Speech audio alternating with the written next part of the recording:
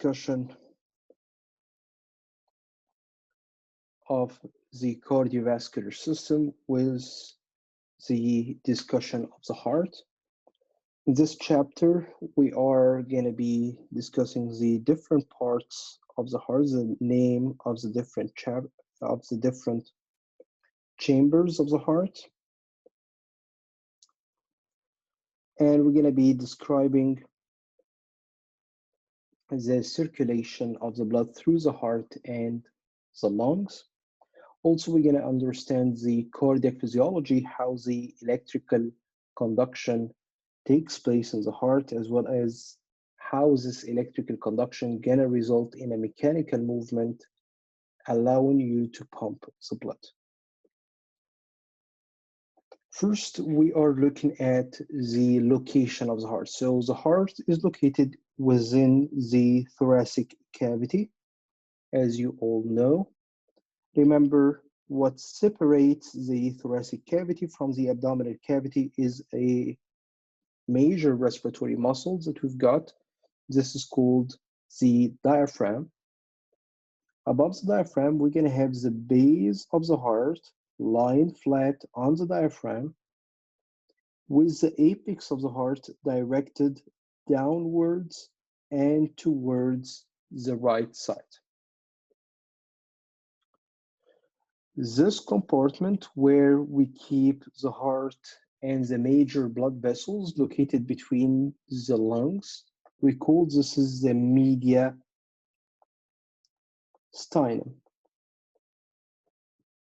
So the mediastinum is the middle compartment within the thoracic cavity. On both sides of the mediastinum, we got the pleural cavity, and this is the membrane that contain a space and in which you're going to keep the lungs, right and left lungs. If we have a cut section in the wall of the heart, what we can see that the inside of the heart is lined with one row of flat cells, simple squamous epithelium. So I'm located inside the heart, so we're gonna call this is the inside, endo, of the heart, cardium. Remember, endo means inside, and cardio means heart. So the internal layer lining the chambers of the heart, this is my endocardium, and it simply is one layer of flat cells.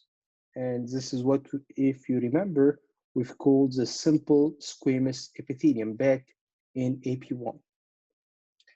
We then have the muscle layer of the heart. And if you remember, the muscle layer of the heart is formed of what kind of muscle tissue? You remember how many types of muscle tissue do we have in the body?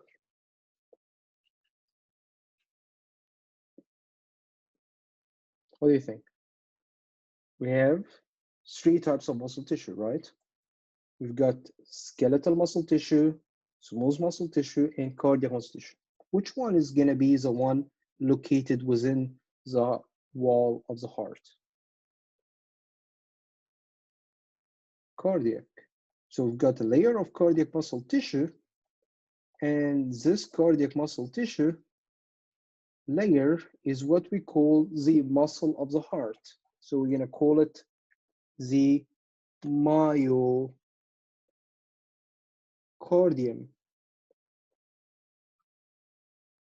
Myo means muscle, and cardio, heart.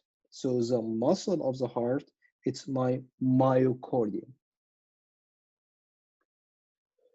The outside layer that will be surrounding the heart,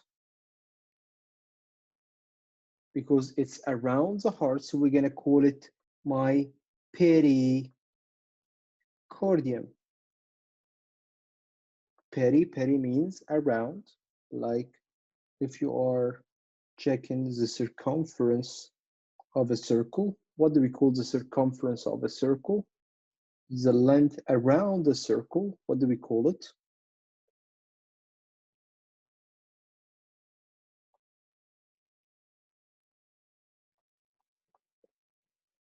Perimeter. Meter length, and peri around. All right, so peri means around. So around the heart, this is going to be my pericardium. The pericardium is a membrane that has two layers, like any serous membranes that we've seen back in AP1. We've got a layer that will be directly attached to the wall of the heart. We call this is my visceral pericardium. And the outside layers that will be lining the cavity, this is my parietal pericardium. And in between, we've got a space, a very shallow space. This is gonna be the pericardial cavity.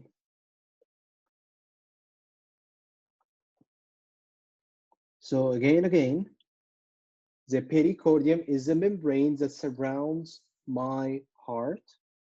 It has two layers. One layer is firmly attached to the heart from outside. So we call this is my visceral pericardium or visceral layer of the pericardium. Or another name that we use for the visceral layer of the pericardium, because it's located above the heart. It's located above the heart, so we're gonna call it epicardium. Epi means above. If you remember the outermost layer of the skin, this is what we've called the epidermis, epi above. So the visceral layer of the pericardium is also what we call the epicardium. This is the same thing. You see on here, visceral layer of the pericardium is what we call the epicardium. This is the same.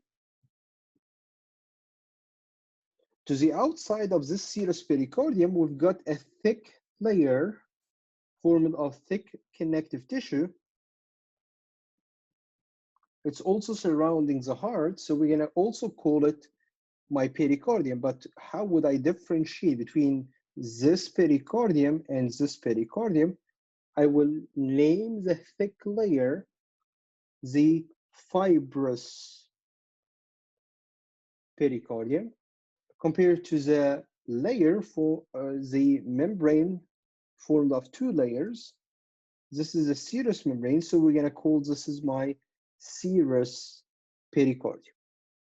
So from inside out, what are the layers that you can see forming the wall of the heart? Inside, again, we have endocardium. Then we're gonna have a muscle layer of the heart, so we're gonna call it the myocardium.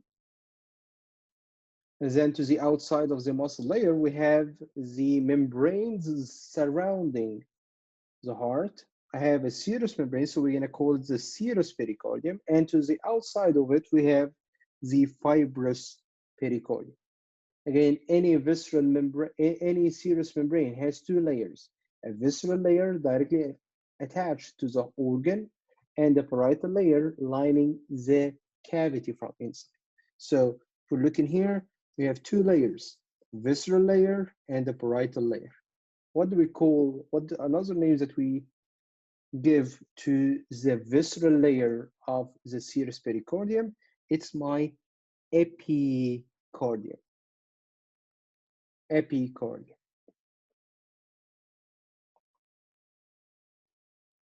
Any questions? Any questions so far?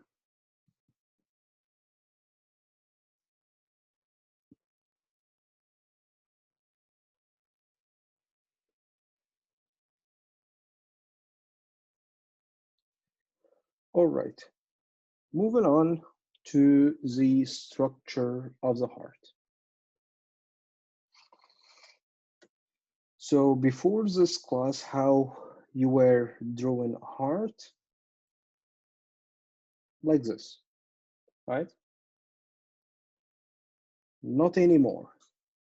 Why? Because the heart is not a single chamber like this. It's full of 4 chambers.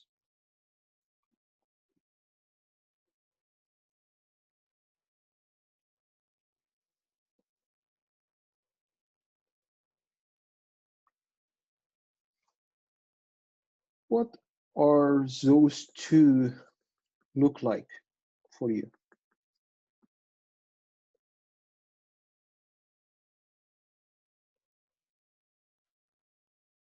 Those 2 small chambers up in here of the heart.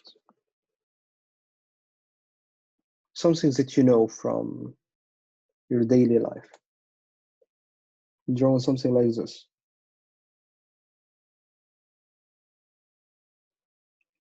What is the first thing that comes to your mind?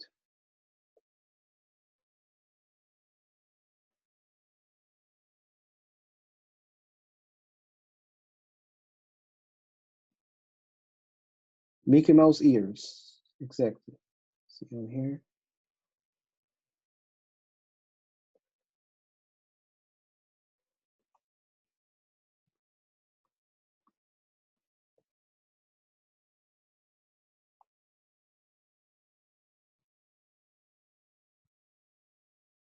All right, so those look like ears, right? So that's why we're gonna call them atria. Atrium is looks like an ear.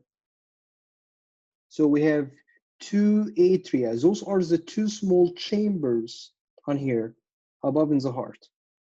This one and this one. Those look like ears, so we call them the atria. Also, an atrium is the room. If you watch like 300, the 300 movie, like in old Greece, at the entrance of a house, they did have like a room without roof. So at the entrance of their house, you might have a fountain or something at the entrance. This is the house, the rest of the house, like this. So at the entrance of the house, they did have a room without a roof to it. This is what they call the atrium. So we also call it atrium because it is also going to be connected to large vessels that whenever we dissect the heart, gives you an impression that it's a chamber, but it doesn't have a roof to it because simply it is connected to large vessels, like what you see on here.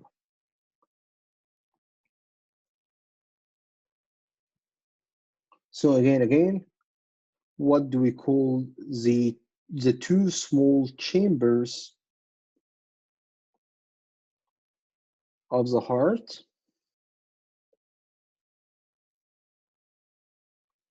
We call them the atria. Single noun is atrium, plural noun is atria. So which side is the right, which side is the left? If we're looking at those atria, you are not describing from your own point of view, you are describing as if you are looking at the chest of a person. So this is the heart of a person. So this side is his right, and this side is his left. So what do we call this first chamber on here? This is going to be my right atrium. And what do we call the other one? This is gonna be my left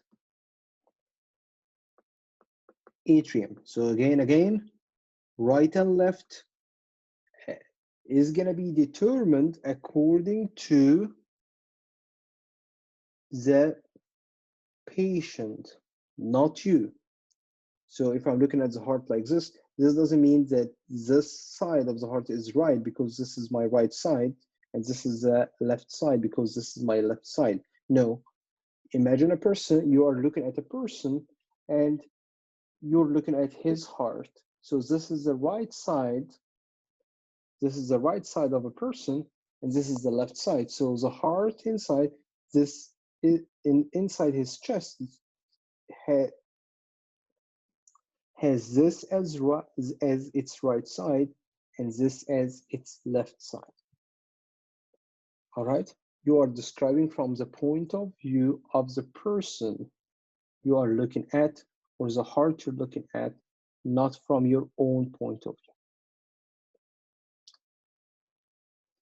All right, moving on to the other two chambers. As we mentioned, we have 4 chambers in the heart. We have 2 small ones and 2 large ones. Those are my 2 large chambers on here. And because they are large, what comes to your mind when I draw something like this?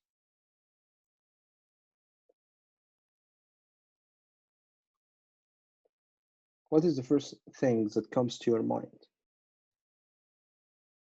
Grapefruit, half grapefruit. What else? Let's see who will get it the same way. Backward C.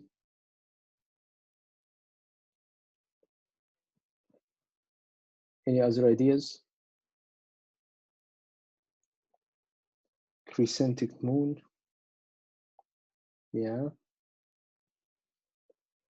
All right. So what comes to my mind when I see this is like the belly of a person. All right. This this came to this idea came to any of you?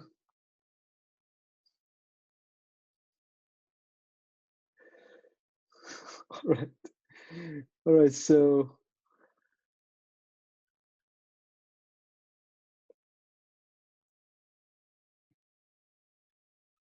we're looking here. This is like a belly. So in French, for example, what they call a belly, it's a ventre. So we call those are the ventricles. They are large, the large chambers on here. So we have right ventricle and on the other side it's going to be the left ventricle.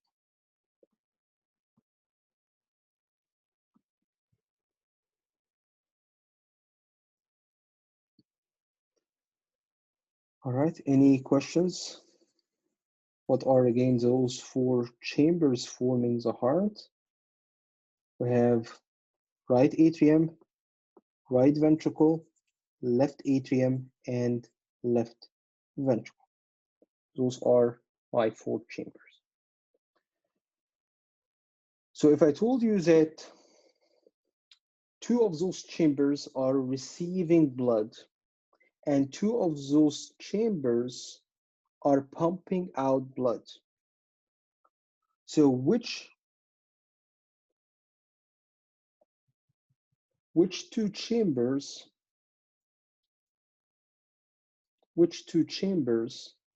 are going to be receiving blood and which 2 chambers are going to be pumping out blood?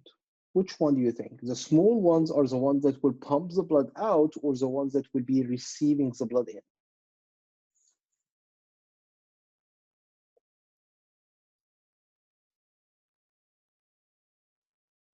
What do you think?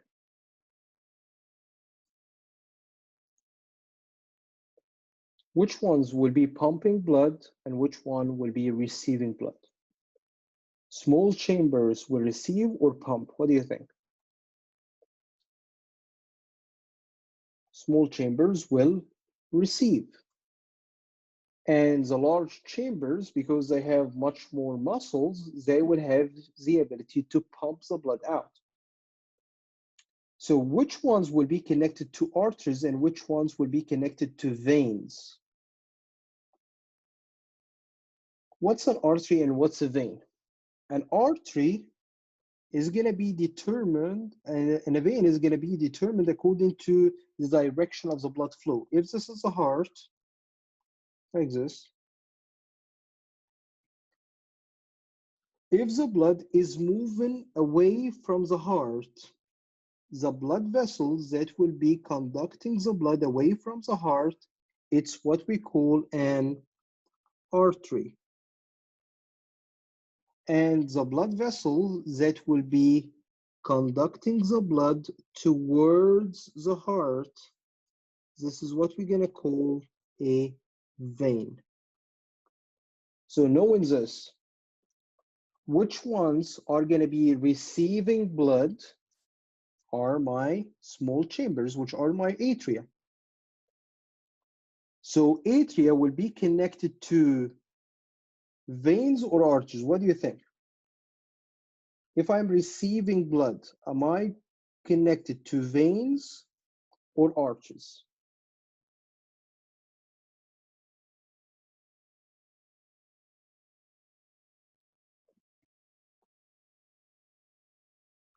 Atria are connected to veins. Why to veins? Because I am receiving blood. So the vessels that will carry the blood towards me, it's gonna be a vein. How about the ventricles? Ventricles are pumping blood. They are pumping the blood out.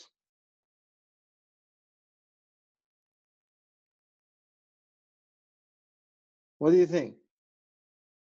Are the vessels connected to the ventricles are going to be considered arteries or veins?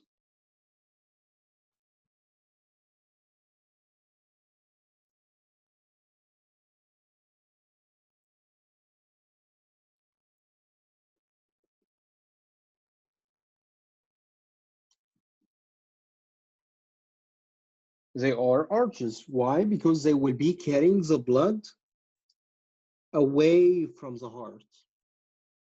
And this is by definition is an artery, regardless of whether the blood is oxygenated or deoxygenated. It doesn't matter. What matters is the direction of the blood flow. If I'm getting the blood towards the heart, it's going to be a vein. If I'm pumping the blood away from the heart, it's going to be an artery. All right, so again, which ones are going to be connected to arteries are my ventricles, either right or left. And which ones are going to be connected to veins? Those are my atria, right atria, left atria. Both are connected to veins. Is this clear? Is this clear?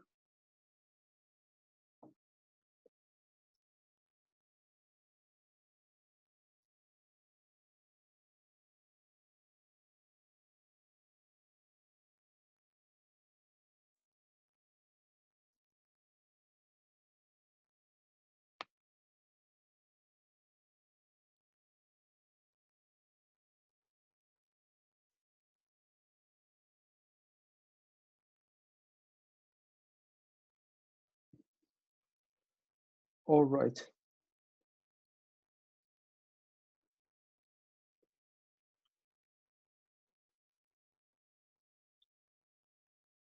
Any question? Any question?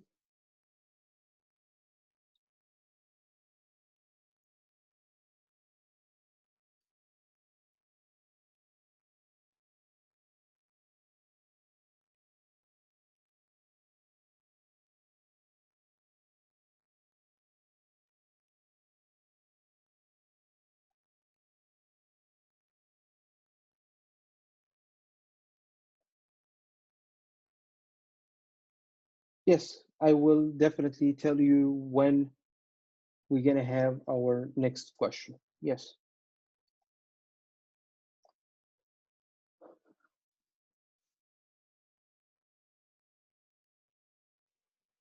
All right, so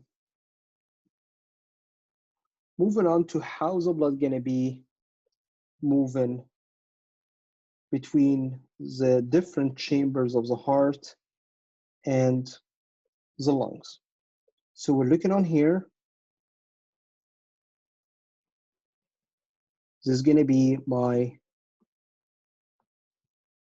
right atrium, right ventricle, and this is the artery that will be conducting the blood out of the right ventricle. We're gonna mention the name in a second. And those are the veins that are getting the blood back to the heart to reach the right atrium. Looking on here on the left side, we've got our left atrium, left ventricle,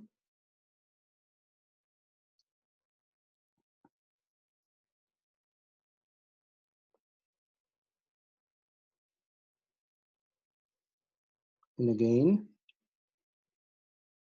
left atrium is going to be connected to veins, and the left ventricle is going to be connected to an artery.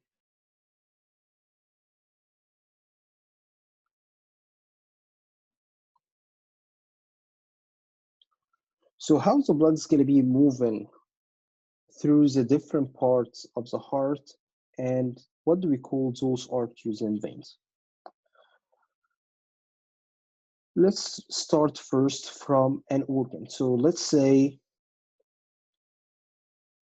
the organ we're looking at right now is the liver. So this is my liver like this.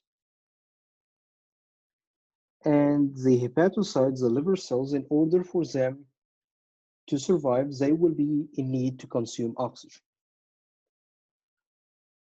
Oxygenated blood is going to be delivered to the liver cells. So this blood is going to be carried through arteries.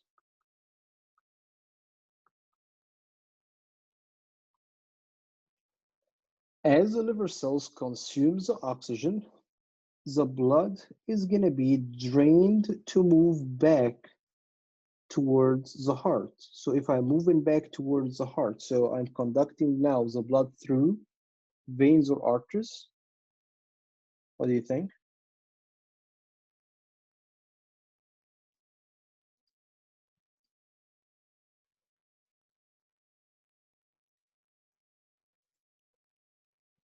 What do you think is going to be the type of vessels conducting the deoxygenated blood from this liver back to the heart? I'm going back to the heart, back to the heart, so those are veins. This deoxygenated blood coming from the liver is going to be traveling through veins until it reaches this large vein connected to the right atrium. We call this is my inferior vena cava. Inferior vena cava is going to be draining all the systemic organs located below the diaphragm. And the superior one here, the superior vein that is connected to the right atrium, is going to be draining all the deoxygenated blood coming from all the systemic organs located above the diaphragm. So your brain, your arms, all the skin of your face, your eyes, all those are going to be drained through veins. And all those veins will drain this deoxygenated blood into the superior vena cava. This blood coming from the superior vena cava, inferior vena cava, to reach the right atrium will be traveling down from the right atrium to the right ventricle in order for it to be pumped out. So what do you think is the vessel that will be conducting the deoxygenated blood here? Is it going to be considered an artery or a vein? What do you think?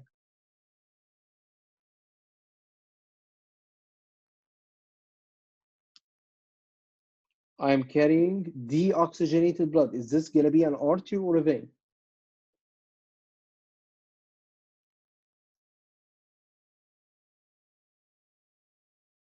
So what is by definition a vein?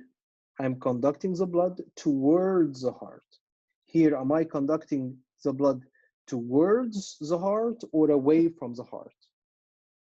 Away from the heart. So this vessel conducting the blood away from the heart that will be pumped from the right ventricle is going to be an artery.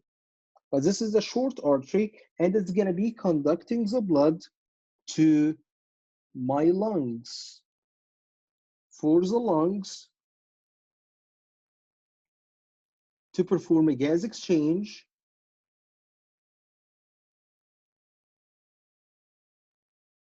and to transform this deoxygenated blood into oxygenated blood.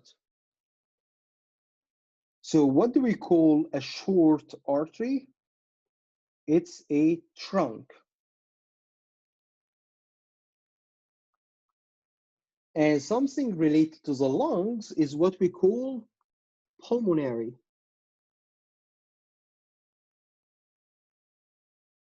So the vessels that will be conducting the blood from the right ventricle out to the lungs, this is what we call the pulmonary trunk.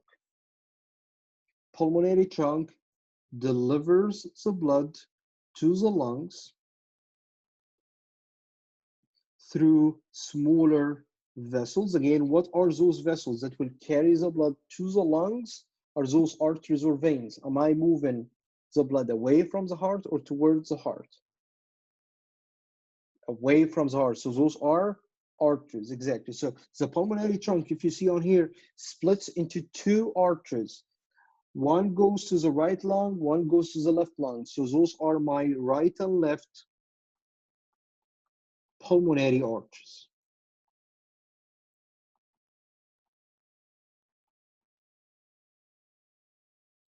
What happens within the lungs? The lungs will take the carbon dioxide from this deoxygenated blood and will add oxygen to it. So it transforms this deoxygenated blood into oxygenated blood. So now the blood that drains out from my lungs is gonna be oxygenated.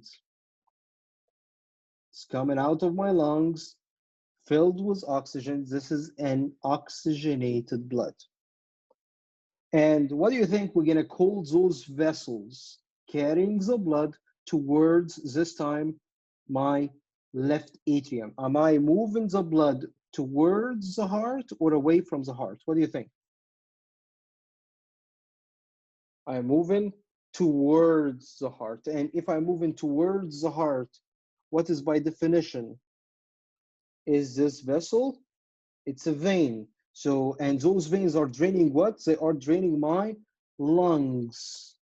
So what would we call veins draining the lungs? Those are my pulmonary veins.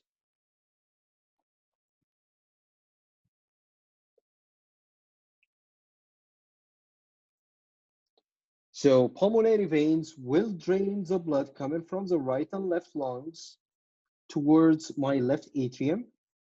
Then down from the left atrium, I will be moving the blood to the left ventricle.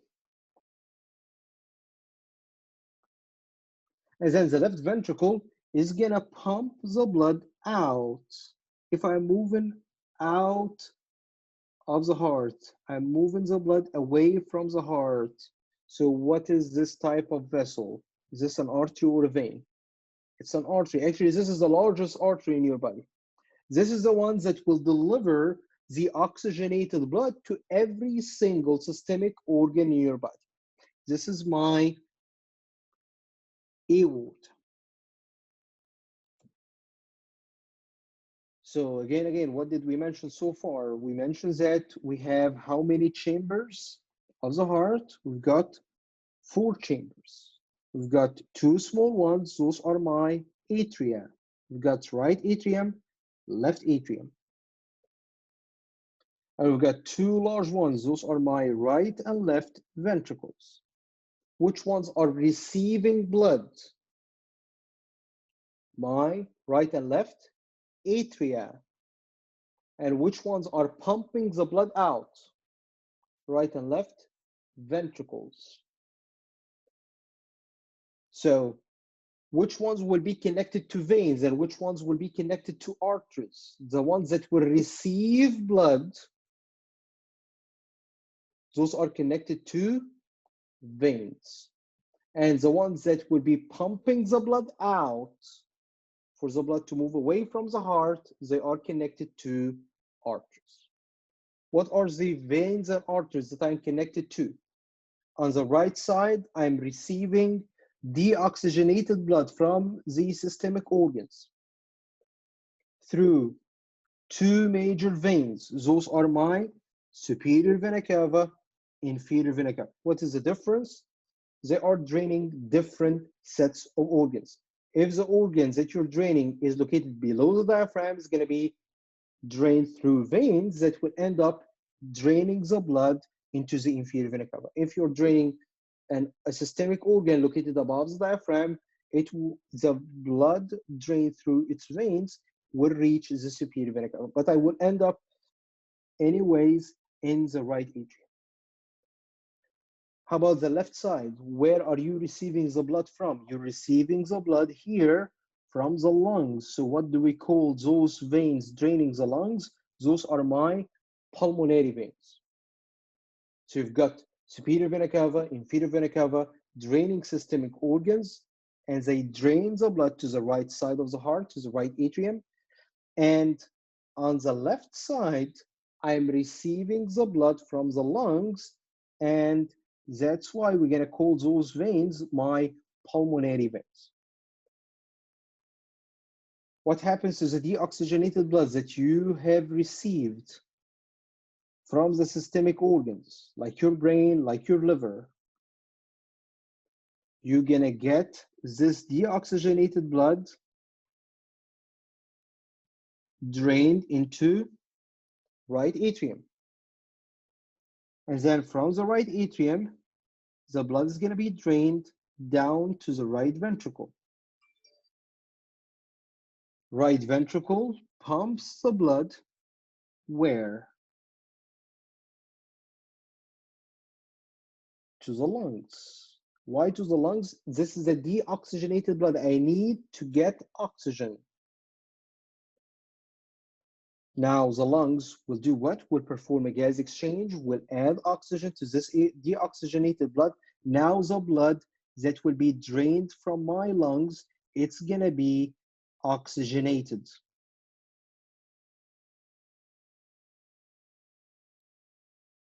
If I have oxygenated blood, is the vessel here gonna be considered an artery?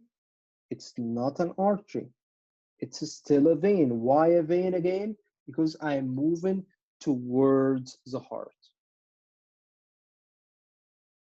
So you get the blood towards what part of the heart is this? Towards the left atrium. And then from the left atrium, you allow the blood to move down towards the left ventricle that pumps the blood out through a large artery. This is my aorta, and this aorta is going to be branching to supply all the systemic organs everywhere in your body, including this liver. So the liver will receive blood from the arteries, which are actually branches from the aorta. It consumes the oxygen. What happens next? The deoxygenated blood gets drained through veins. It will reach either superior vena cava if I'm draining an organ above the diaphragm, or the inferior vena cava if I'm draining an organ below the diaphragm. Both will drain the blood to the right atrium. Right atrium allows the blood to move down to the right ventricle, that will then pump the blood out towards the lungs through the pulmonary trunk that splits into right pulmonary artery, left pulmonary artery. How come? It's an artery that has deoxygenated blood. Again, the state of oxygenation of the blood does not tell you whether the vessel is an artery or a vein. What it does tell you it that is the blood either moving towards the heart in case of veins, or away from the heart in case of arteries. So here I'm moving away from the heart, so it's an artery. So those are called pulmonary arteries. Pulmonary veins will drain the oxygenated blood from the lungs back to my left atrium. Left atrium allows the blood to move down to the left ventricle that pumps the blood out through the aorta, and the aorta gonna be distributing this blood through the different arteries to reach all systemic organs.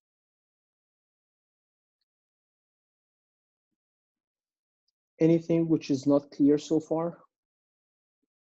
Anything which is not clear?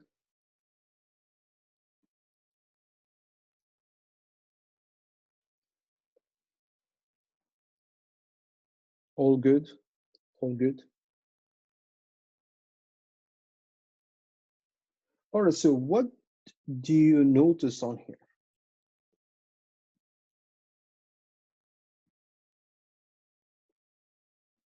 Started with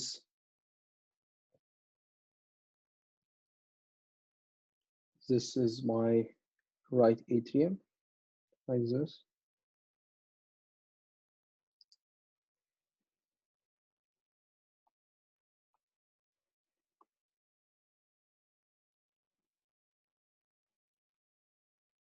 I am receiving the blood through superior vena cava, inferior vena cava. Then the blood moves down into my right ventricle, then it's pumped out towards my lungs through the pulmonary trunk and arteries for it to become oxygenated within the lungs, and then the blood gets back to the heart through the pulmonary veins into my left atrium, and then the blood moves down from the left atrium to the left ventricle. Then the left ventricle pumps the blood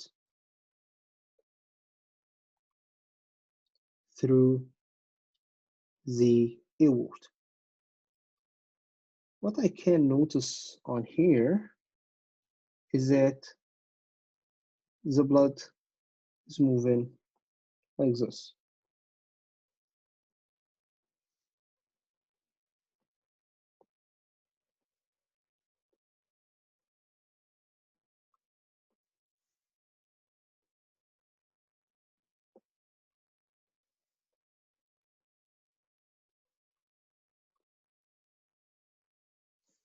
I have one direction of the blood flow.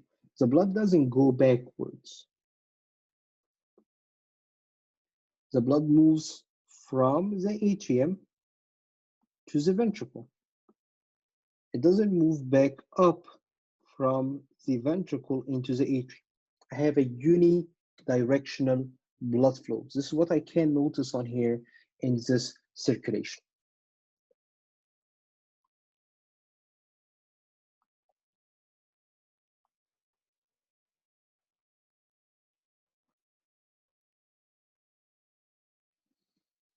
All right. So how do you think I will be able to allow this unidirectional flow of the blood. Why the blood doesn't move backward? First, before even we go to why the blood doesn't move backwards, why the blood moves in the first place? Why the blood is moving?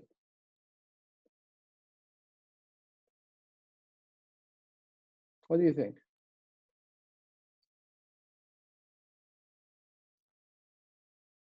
How the blood is moving? What drives the blood to move? So if I have a cup of water, would this water escape from the cup? Will it be pumped? No, it remains in its place. So what drives here the blood to leave the chamber and move to another chamber or to move to a blood vessel? What do you think? Cardiac contraction. Cardiac contraction. How the cardiac contraction would allow the blood to move? So this takes us to a very important concept here.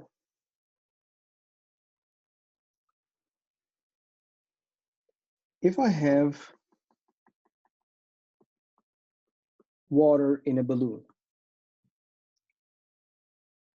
and I did reduce the size of the balloon, I did squeeze the balloon. So I filled the balloon, or I have a bottle here. It's not showing the bottle. It's filled with water. So when I squeeze it, what's going to happen? The water or the liquid is going to be moving out. Why? Because when I reduce the volume of the container, what happens to the pressure inside? What happens to the pressure inside if I'm reducing the chamber? Volume, as it decreases, it increases the pressure inside the container. So I have an increase in the pressure. And when I increase the pressure, like anything that you know, moves from high pressure to lower pressure. So when I reduce the volume of a container, in this case, it's going to be the chamber of the heart, whatever chamber. When I reduce its size, what's going to happen to the pressure inside? Pressure goes up, it increases.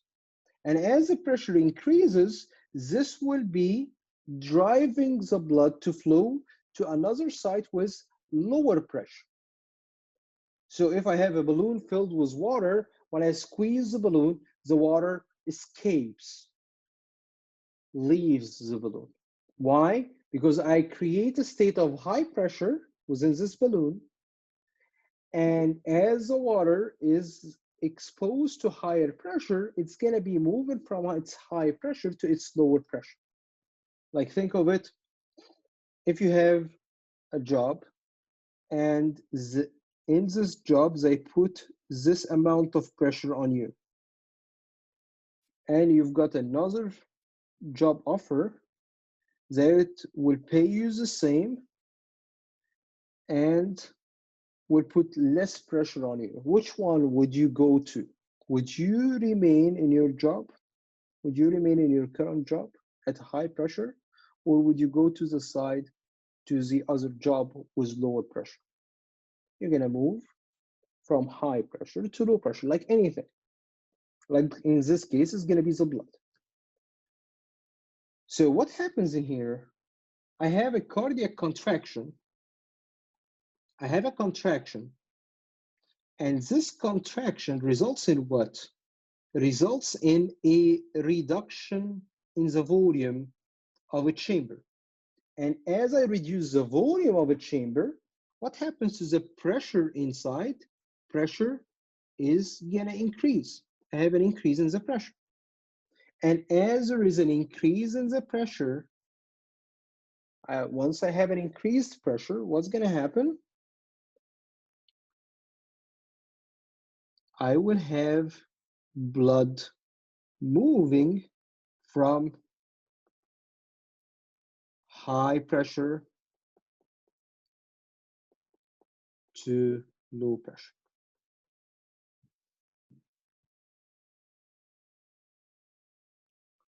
Easy, easy. Any problem with this general concept? Any problem with this general concept? All right, so let's check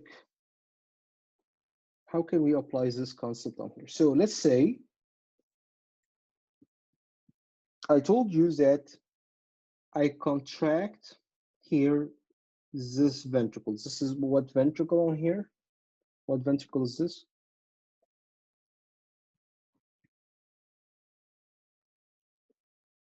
My right ventricle, right? So I will contract the right ventricle.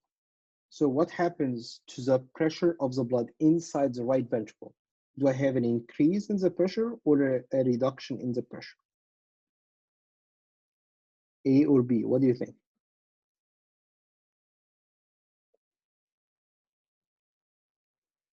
Would I have an increase or a reduction in pressure when I contract the right ventricle?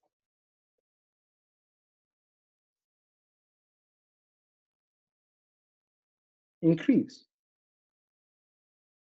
Increase.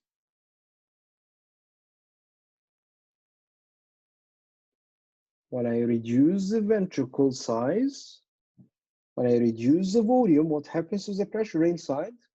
It goes up. So what is the good answer on here? A or B? Increase the pressure or reduce the pressure? Good answer is going to be A. All right.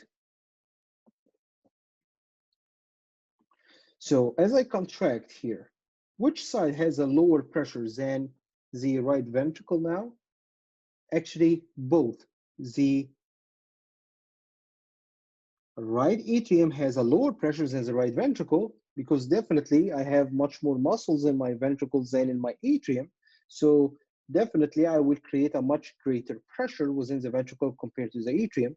But also I have a lower pressure in the pulmonary trunk.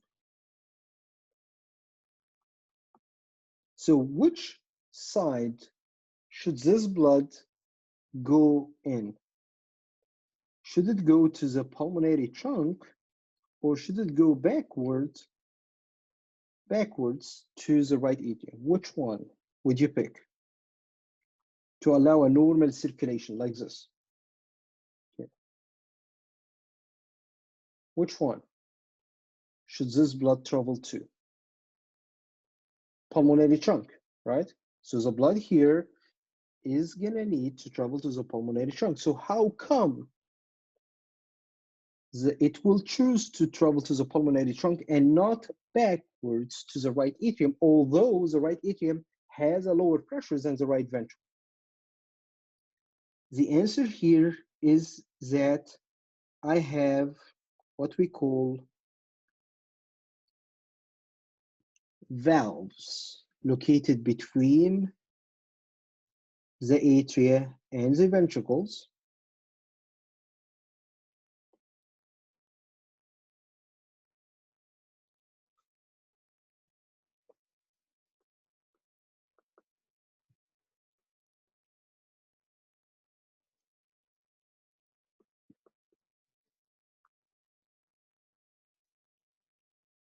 So right atrium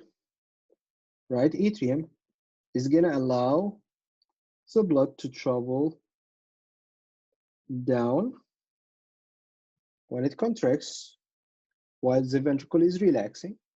But when the ventricle contracts, what's going to happen?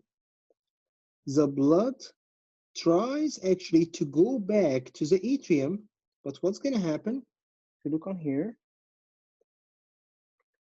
as the blood tries to move backwards, the cusps of the valve, like this, you see, will be pushed upwards. And as a result, the valve will close. So if I have high pressure above the valve opens, But if I have a low pressure below the valve, it pushes this blood, is gonna push the cusps of the valve for it to close like this.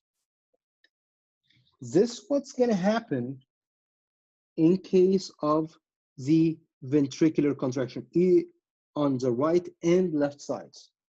So whenever I contract the left and right ventricles, what's going to happen again? Those valves located between the atria and the ventricles will be pushed upwards like this. And this results in what? In closure of the valve. So the valves between the atria and the ventricles, once the ventricles contract, they will close. What do we call those valves located between the atria and the ventricles? Those are my AV valves, or atrioventricular valves. On the right side, between the right atrium and the right ventricle, we have a valve with 3 cusps. Why? What do we call the valve on the right side with 3 cusps? This is my tricuspid valve. A valve with 3 cusps, tricuspid valve. On the left side, I have a valve with only 2 cusps. So we're gonna call this is my mitral valve, or bicuspid because I have 2 cusps.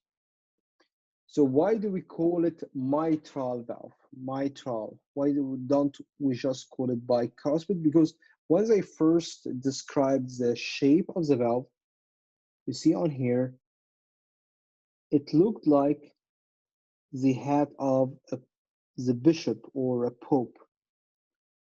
And a bishop is what we call mitron. So like it looks like a bishop hat. It has 2 parts. It has 2 cusps. That's why it's called the mitral valve.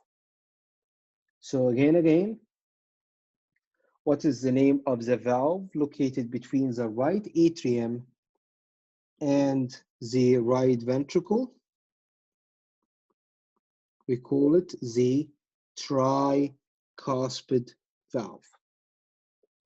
And what is the name of the valve located between the left atrium and the left ventricles? This is my bicuspid valve, or another name for it, it's my mitral valve.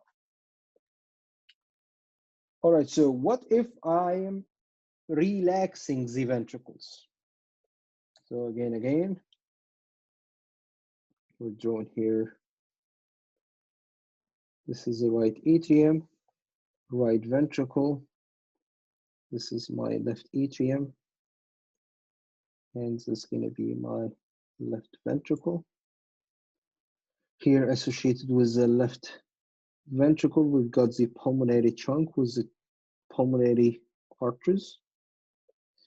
And associated with the left ventricle, we've got the aorta that's going to be pumping the blood out.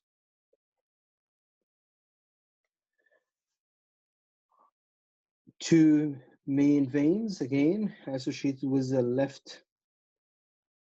right atrium, I'm sorry. Those going to be my superior vena cava and my inferior vena cava. We're going to see a third one in a second. And the main veins that will be associated with my left atrium, this gonna be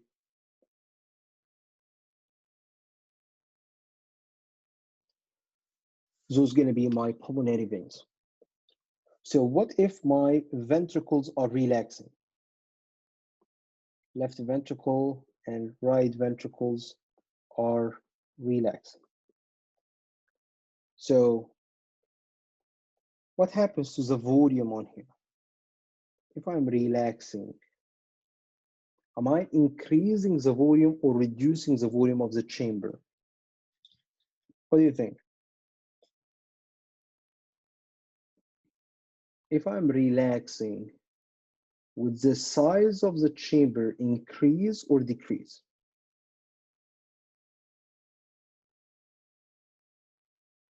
Increases. So the volume increases. So what happens to the pressure inside?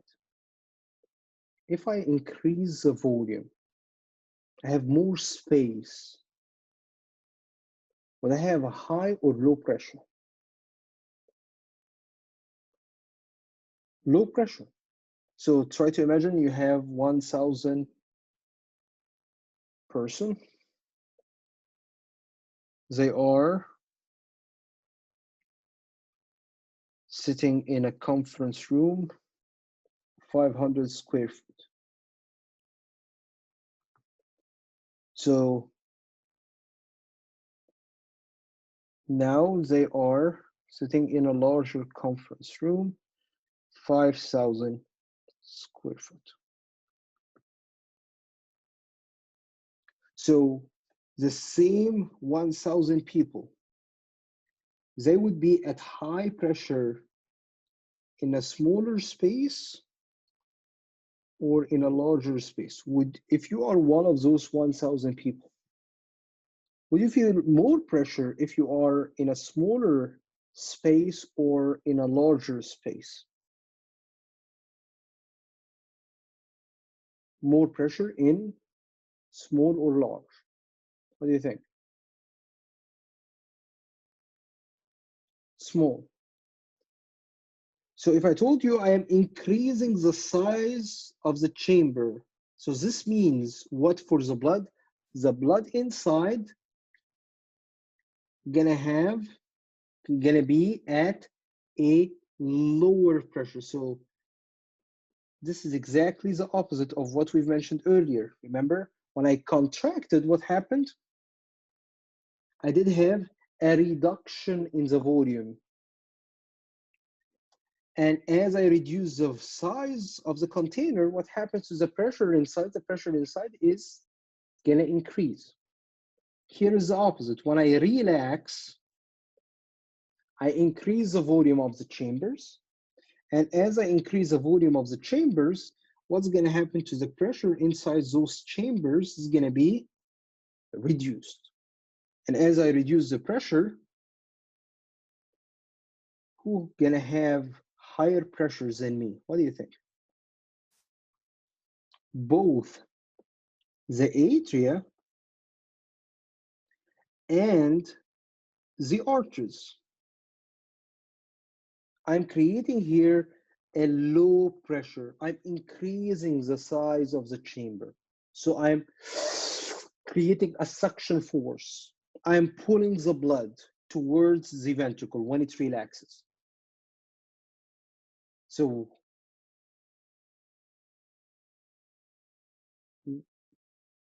here I have a high pressure. Compared to here, I have a very low pressure. So the blood is going to be trying to move backwards towards my ventricle from the pulmonary trunk, the same on the left side from my aorta. So the blood is going to be trying to move backwards when the ventricles are relaxing. But who would be preventing this from taking place is the presence of another type of valves located at the base of the pulmonary trunk and at the base of the aorta. They look like a half moon. That's why we call them the semi-lunar valves. Luna is moon. Semi, half. So those are half moons. So you see on here, the direction of the cusps will prevent the backflow of the blood. So when the blood is going to be trying to move backwards from the artery, either pulmonary trunk or aorta, to the relaxing ventricle, what's going to happen? I will be pushing those cusps down and they will close the valve preventing the backflow of the blood from the pulmonary trunk to the right ventricle and from the aorta to my left ventricle. But at the same time, would I prevent the blood from moving from the atria to the ventricles? What do you think? Will those would those AV valves, either tricuspid or mitral valve, prevent the blood from flowing down from the atria to the ventricles? What do you think?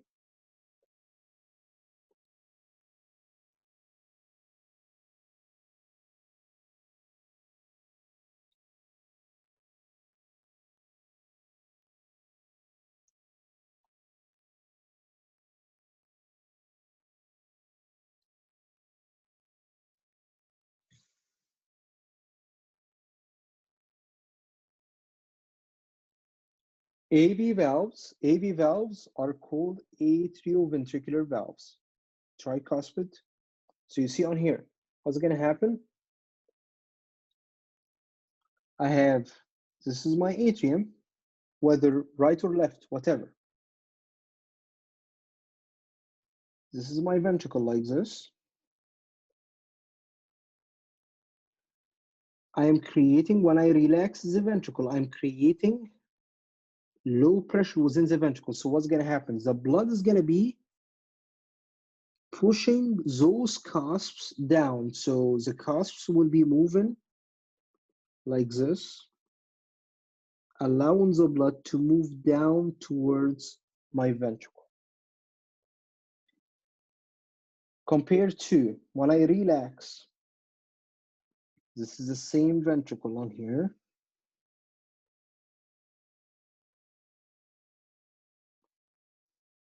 This is my aorta, let's say.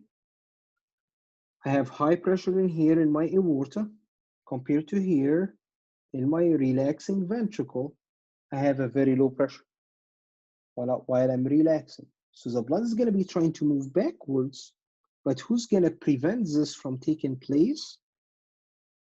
Those cusps. The cusps will be filled by the blood trying to move backwards, and as they get filled with blood, they will close the semilunar valves,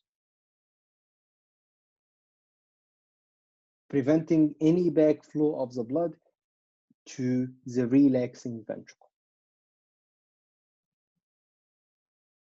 All right? Clear, clear. This is a very important concept in here.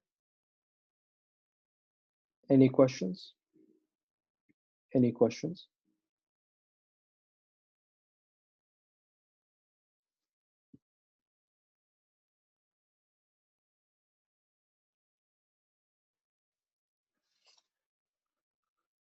All right, so for today's activity on here, please mark down, name those structures.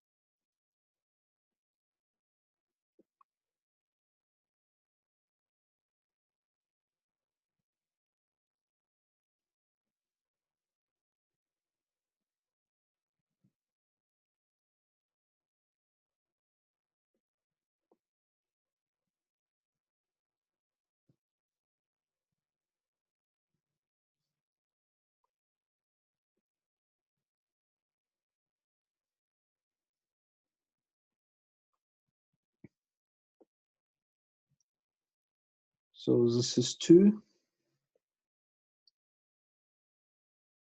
3, 4, 5.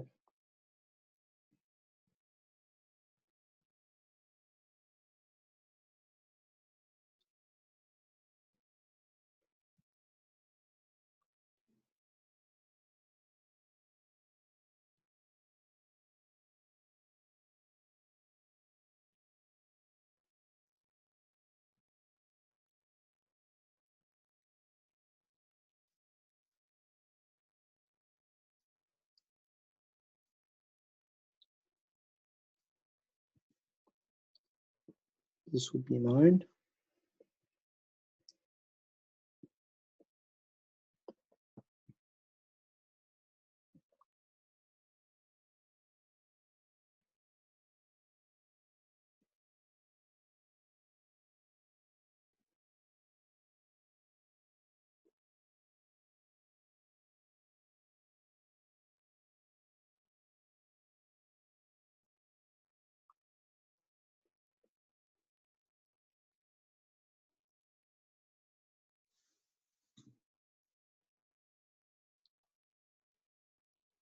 Yes, exactly. So this is gonna be the in-class activity for today. This is what you're gonna be writing down to complete today's activity for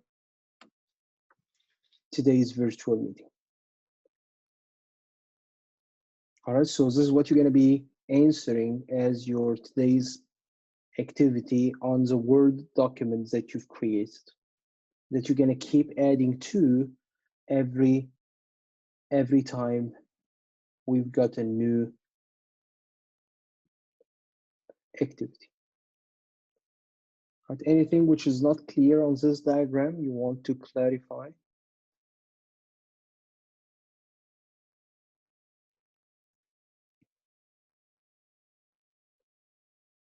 All right, so my recommendation today is to number 15. Yeah, so they are 15 mark. Yeah, or this we start from number 2 until 15. Yes.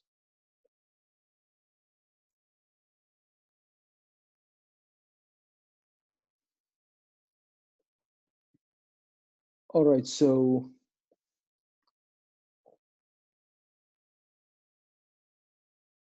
this completes our discussion for today. My recommendation today is for you to go through those few slides that we've covered. I don't want to give you a lot of information on this very first meeting. All right. So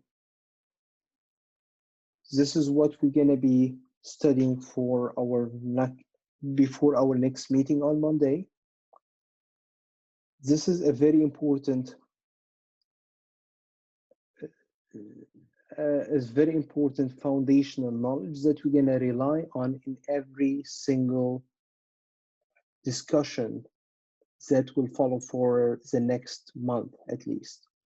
So you will not be able to understand how the heart works, how the cardiac cycle takes place, how the congenital anomalies of the heart gonna be affecting the circulation. You won't be able to understand any of those other topics unless you've mastered the systemic and the pulmonary circulation. So this circulation that we've discussed today, along with the heart structure and the associated blood vessels and valves. This is a very, very important foundational knowledge that we're gonna need every time we discuss the heart. We're gonna rely on this information. Any questions? Any questions?